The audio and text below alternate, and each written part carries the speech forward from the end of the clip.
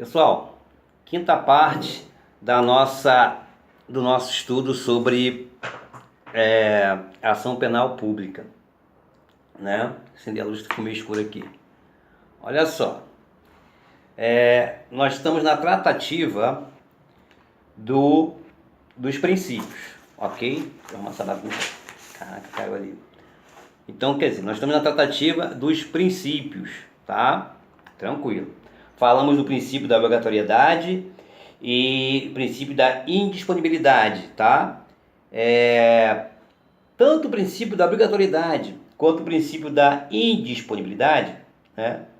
Eles têm a ver com o interesse de agir, tá ok? Também é uma particularidade desses dois aí, tá? Falamos também da mitigação do princípio da indisponibilidade, né? No caso da subpremiada, no caso de crime de menor potencial ofensivo, da competência do GCRIM, Juizado Especial Criminal, né? Onde haverá uma primeira audiência, que é a audiência de composição de danos civis, ou audiência preliminar. E nessa primeira audiência, o Ministério Público poderá fazer uma negociação, uma transação, tá? Com o acusado. Transação penal, o nome disso, tá? Para crimes de até 2 anos ou crime com pena mínima até 1 ano, ok? Vou continuar agora, né, falando do princípio da oficialidade, tá?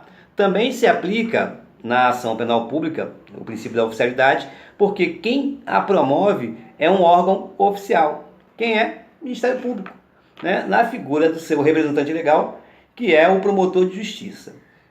Vamos falar agora do princípio da divisibilidade, ou seja, significa que, por questões de oportunidade e conveniência, havendo concurso de agentes, o Ministério Público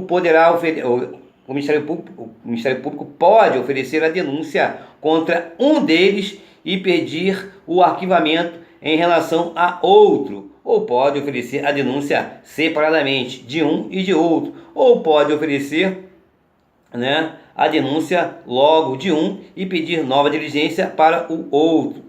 Esse é o princípio da divisibilidade, tá? Não se aplica na ação penal privada, ok? Tem que ter o quê? Concurso de agentes, tá? Pode ter uma denúncia.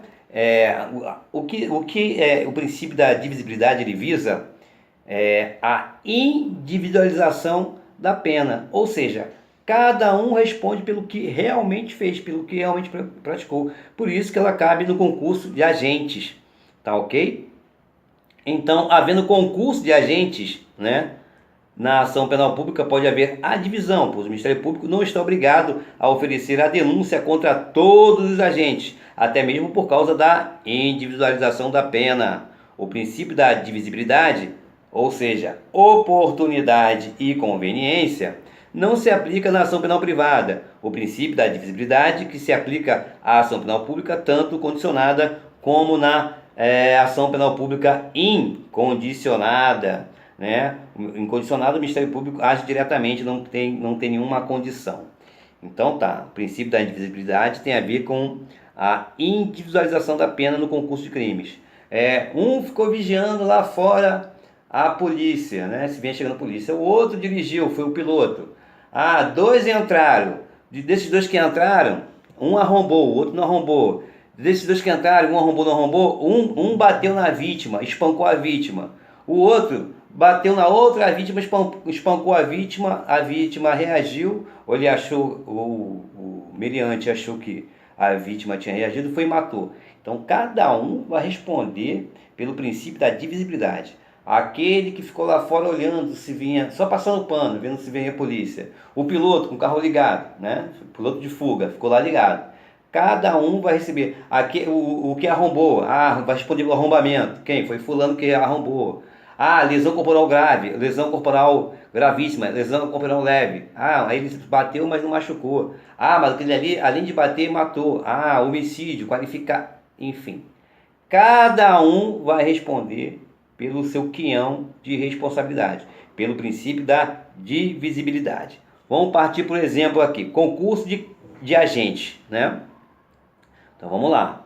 O Ministério Público recebeu os autos do inquérito policial em que se tem um roubo que foi praticado em concurso de 3 pessoas. O promotor, ao analisar os autos do inquérito policial, o mesmo, o promotor, pôde oferecer a denúncia só para um dos elementos e pediu o arquivamento do inquérito policial em relação aos outros 2, pois o Ministério Público não é obrigado a oferecer a denúncia dos 3. No caso supracitado, o Ministério Público poderia oferecer a denúncia de 2 e pedir o arquivamento do inquérito policial do que sobrou, ou ainda oferecer a denúncia dos 3 elementos, porém separadamente, ou seja, uma denúncia para cada indivíduo da ação delitiva, justamente pela ação individual dos mesmos. Um foi o autor, outro coautor, outro partícipe, por exemplo. No exemplo que eu dei, que entraram na casa com a autoria ali, os 2 ali entraram, bateram, enfim.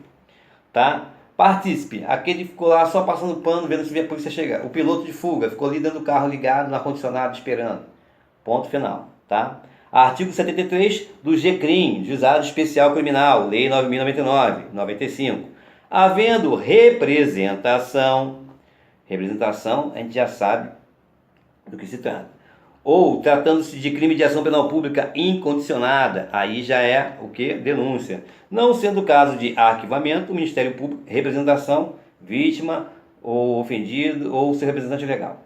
Bom, sendo o caso de arquivamento, o MP poderá propor a aplicação imediata de pena restritiva de direitos ou multas a ser especificada na proposta. Parágrafo 4º, Lei 12.850 de 2013, Lei das Organizações Criminosas. Nas mesmas hipóteses do caput, o Ministério Público poderá deixar de oferecer denúncia se o colaborador, inciso 1, não for o líder da organização criminosa, inciso 2, for o primeiro a prestar efetiva colaboração nos termos do artigo. Essa Lei 12.850, Lei das Organizações Criminosas, parágrafo 4º, inciso 1 e 2, fala da delação premiada. Ok? Tranquilo? Me incomodando aqui. Olha só, pessoal.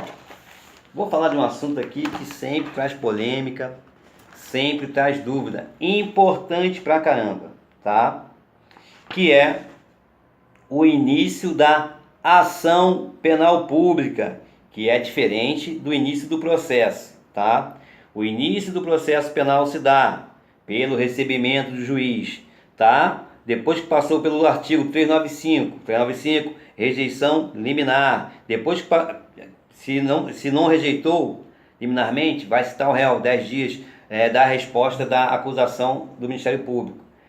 Deu essa resposta dentro de 10 dias do prazo, o juiz não aceitou, aí nós temos o quê? Artigo 396, 396-A e 397, que é a absolução sumária. Ele leu lá, a resposta da acusação. Não foi caso de absolução sumária, aí sim vai dar início ao processo penal, onde o indiciado, o acusado, vai se chamar réu, tá?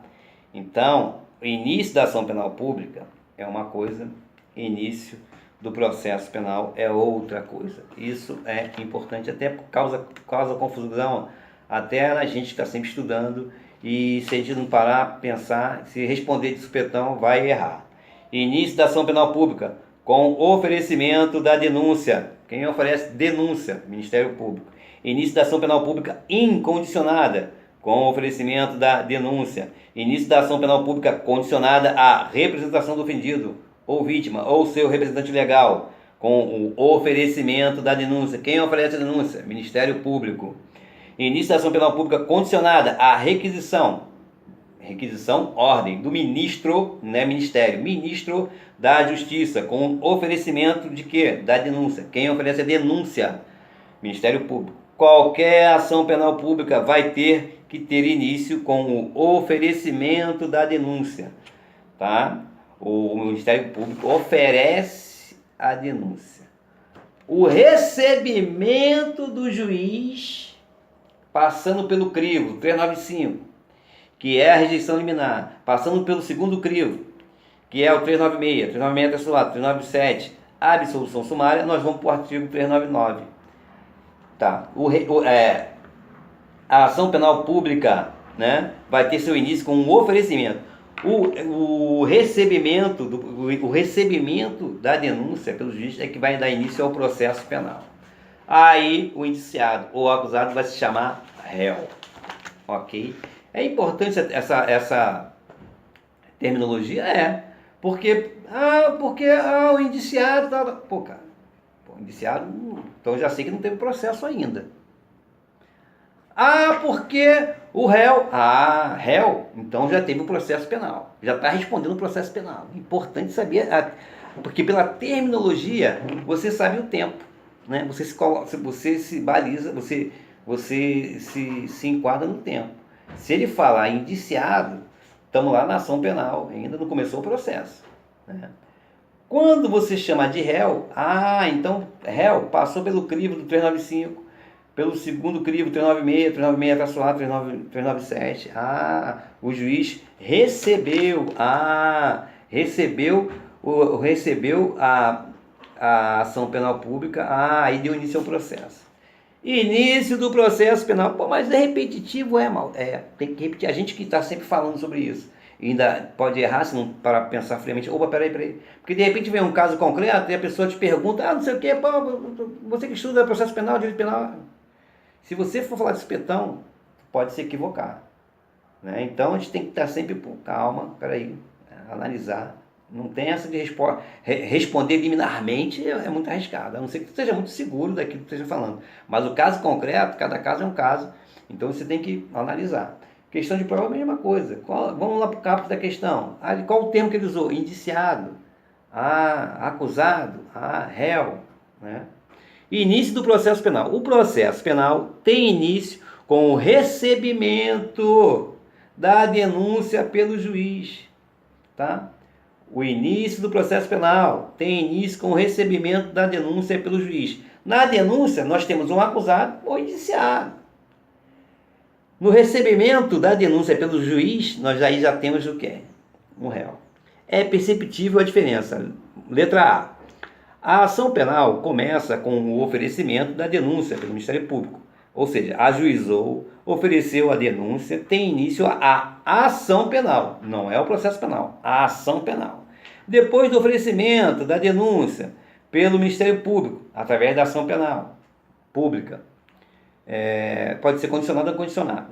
Primeiro, o juiz irá fazer uma análise se a ação penal está apta, ou seja, artigo 395, Código de Processo Penal, rejeição liminar. E vai verificar, se estiver apta, vai citar o réu.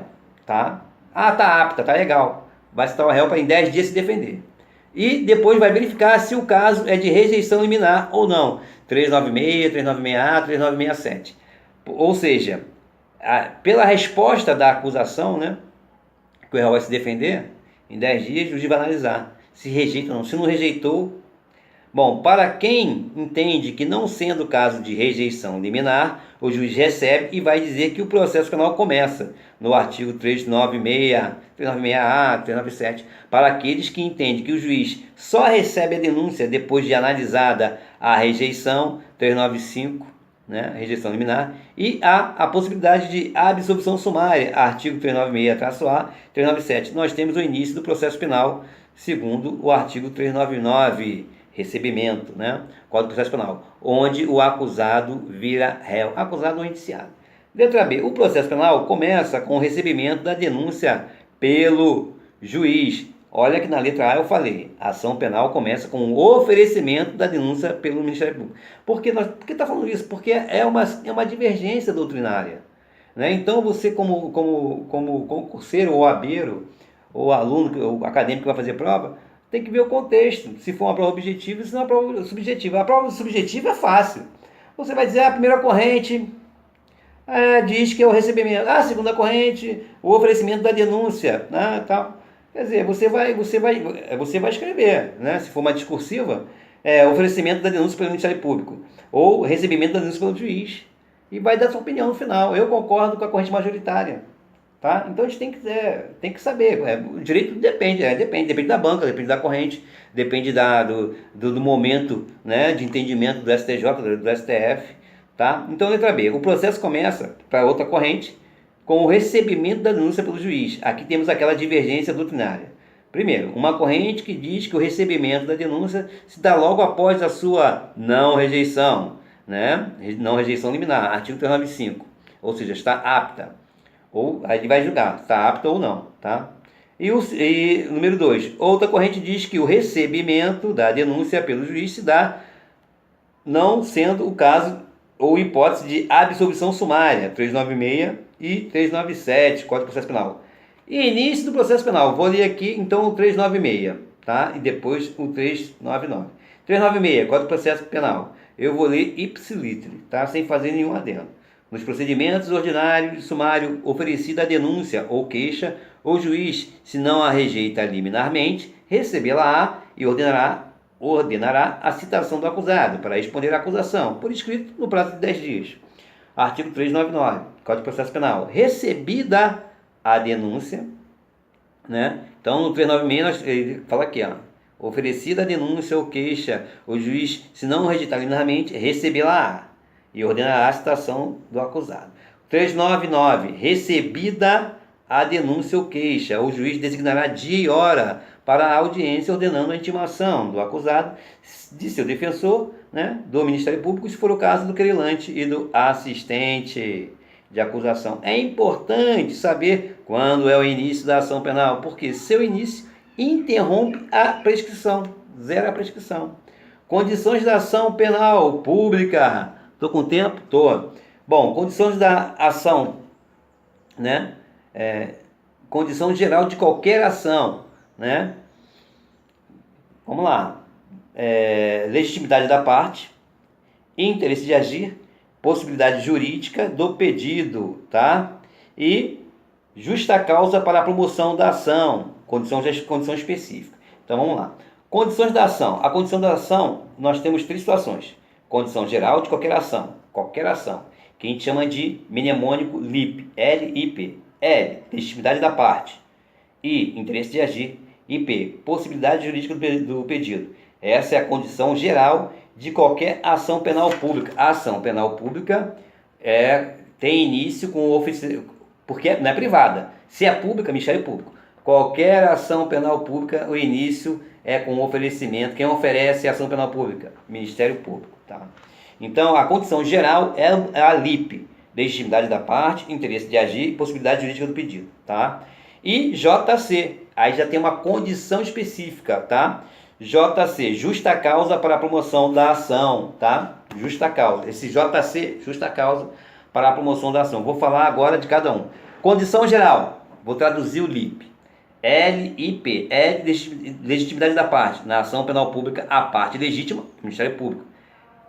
O I, interesse de agir, necessidade e adequação da via eleita, tá? Como estamos diante do princípio da obrigatoriedade e da indisponibilidade, sempre haverá necessidade e adequação, salvo, exceto, quando não tiver a justa causa, né? Aí nós vamos lá para a condição específica.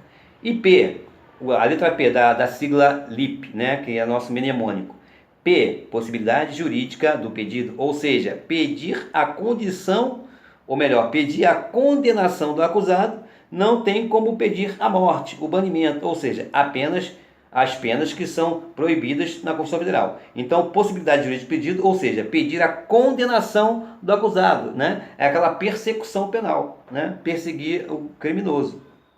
JC, nós vamos falar agora das condições específicas da ação penal pública. JC, justa causa para a promoção da ação penal pública. Sendo a justa causa haver o fumus communis delicti, a fumaça do cometimento de um delito, ou seja, fortes indícios de autoria e de materialidade, tá? Para se dar início à ação penal tem que ter indícios, fortes indícios, né? São provas ainda rudimentares, elementares, mas tem que existir.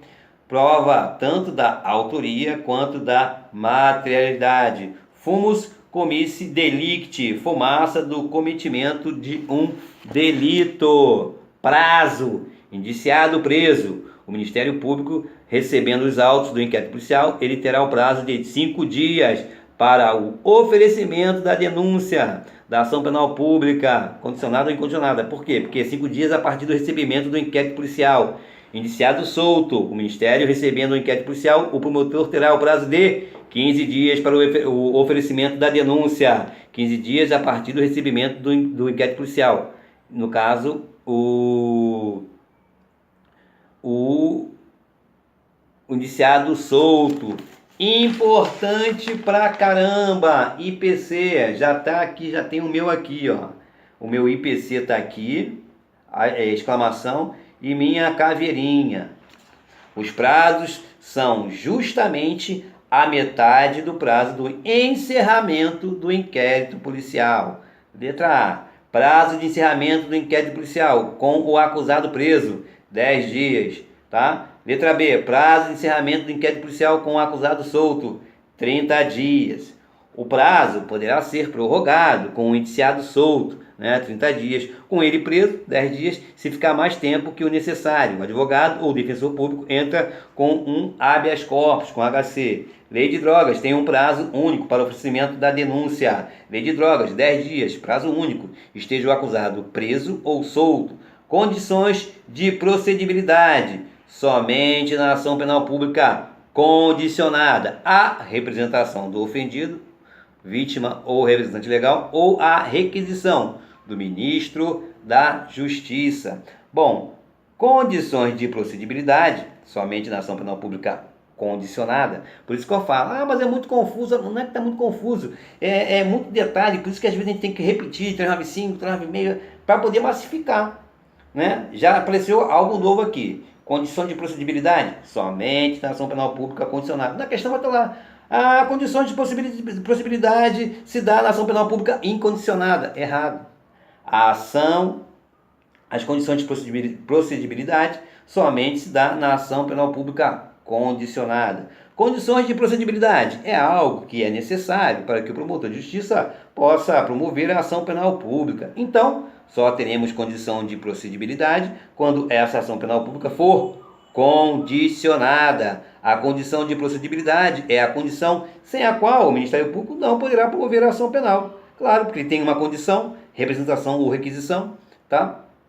Logo, eu já sei que a representação do ofendido e a requisição do Ministério Público são de natureza jurídica de condições de procedibilidade, né? Já aprendemos mais uma situação. A condição de procedibilidade se dá pela representação ou pela requisição. Sem ela, o Ministério Público não poderá promover a ação penal pública condicionada. O Ministério Público pode ter várias provas de que aconteceu um crime, várias provas de autoria e materialidade daquele crime, mas ele, o Ministério Público, não tem a representação para promover uma ação penal pública condicionada. Logo, não pode promover a ação penal pública condicionada à representação, por ser justamente uma condição de admissibilidade. Sem ela, o Ministério Público não promove a ação penal pública condicionada. Condicionada à representação é como se fosse uma autorização, né? Um pedido do ofendido ou da vítima ou ser representante legal, ou uma requisição. No caso, requisição é no sentido de ordem do ministro da Justiça. A representação é feita pelo ofendido. Bom, a representação feita pelo ofendido pode ser feita tanto de forma escrita, o próprio ofendido faz a representação, dizendo que ele está autorizando a promoção da ação penal ou do inquérito policial contra Ciclano, contra Beltrano, enfim. Ou ele pode fazer isso de forma oral, ele pode chegar na delegacia e dizer, à autoridade policial que ele quer representar contra uma pessoa, nunca queixa. Queixa só se dá, na ação penal, tá? Representar contra uma pessoa, já queixa é na segunda fase, a fase processual, ampla defesa e contraditória. A fase da delegacia, que você está diante da autoridade policial, que você vai fazer uma representação, contra alguém, ali é uma fase pré-processual, uma fase administrativa, o poder executivo, não tem nem ampla defesa nem contraditório, tá? É a primeira fase ali, onde a autoridade policial vai buscar autoria e materialidade, para saber se aquilo que você está falando é verdade ou não, enfim, tá? Ou seja, repetindo aqui, a representação feita pelo ofendido, estou com o tempo todo, pode ser feita tanto de forma escrita, o próprio ofendido faz a representação dizendo que ele está autorizando a promoção da ação penal ou do inquérito policial contra Ciclano, contra Beltrano, enfim. Ou ele pode fazer isso de forma oral. Ele pode chegar na delegacia e dizer que delegacia a gente nunca faz queixa, tá? Queixa-crime a gente nunca vai fazer. Ah, fiz uma queixa na delegacia. Isso é o leigo, é o senso comum. Acadêmico, acadêmica, concurseiro, concurseira, ou abeira, que já tem conhecimento disso, não fala isso, tá? Ele vai lá representar na delegacia, tá? Vai representar contra uma pessoa, ou pode chegar na frente do juiz e dizer que quer representar contra uma pessoa, ou na frente do próprio promotor de justiça, só que é o mais comum na delegacia, tá? É o que está mais próximo ali da comunidade. E dizer que quer representar, então quer dizer, você vai na delegacia representar contra alguém de um crime que a pessoa que você está alegando cometeu. Ou pode ser na frente de um juiz, ou pode ser na frente do promotor de justiça. Qual é o mais comum? Delegacia. Tá? Contra uma pessoa, essas autoridades, delegado de polícia, autoridade policial, promotor de justiça, juiz de direito, então irão reduzir a termo essa representação, né, que você falou, verbalizou ali, ou levou por escrito, reduzido a termo, que o ofendido está fazendo de forma oral, né, vai reduzir a termo a representação que o ofendido está fazendo de forma oral. Na representação não existe uma formalidade para que ela seja feita. Então, reiterando, você nunca vai dizer, que agora você tem conhecimento, ah, eu fui na delegacia e fiz queixa. Ah, vou fazer queixa de você na delegacia. Não, você não vai fazer queixa. Vai fazer uma representação. Queixa é na fase processual. Delegacia é uma fase pré-processual, que não tem nem ampla defesa nem contraditório, né? Que é uma fase ainda administrativa, onde a autoridade policial vai buscar autoria e materialidade. Então você não vai, em momento algum, fazer uma queixa da delegacia, você vai fazer uma representação, tá? Alegando que alguém cometeu algum crime contra você, enfim. Bom, primeiro, ela pode ser feita tanto escrita pelo próprio ofendido, vítima, ou representante legal, ofendido e vítima é a mesma coisa. Segundo, ou oral, quando reduzida a termo por uma das autoridades que eu falei. Delegado de polícia, que é a autoridade policial, né? Promotor de justiça, que representa o Ministério Público, e o juiz, que é a autoridade judicial. Tá? Por isso que a gente fala assim, autoridade. Representação, escrita, oral, reduzida a termo, autoridade policial, delegado, Ministério Público, na figura do promotor de justiça, e juiz de direito, autoridade judicial. Titularidade, tenho tempo? Tenho. O ofendido pode representar. Quem pode representar é o ofendido. Sinônimo, vítima, ou seu representante legal, naquela ordem de preferência. Cônjuge, descendente, ascendente, irmão. Na hipótese de morte do ofendido, quem poderá representar em seu lugar? Quem? Quem será o representante legal? Se ele tiver cônjuge, então vai ser nessa ordem. Primeiro o cônjuge, ou companheiro, óbvio, né? Pelo atual Código Civil e Constituição da República Federativa do Brasil.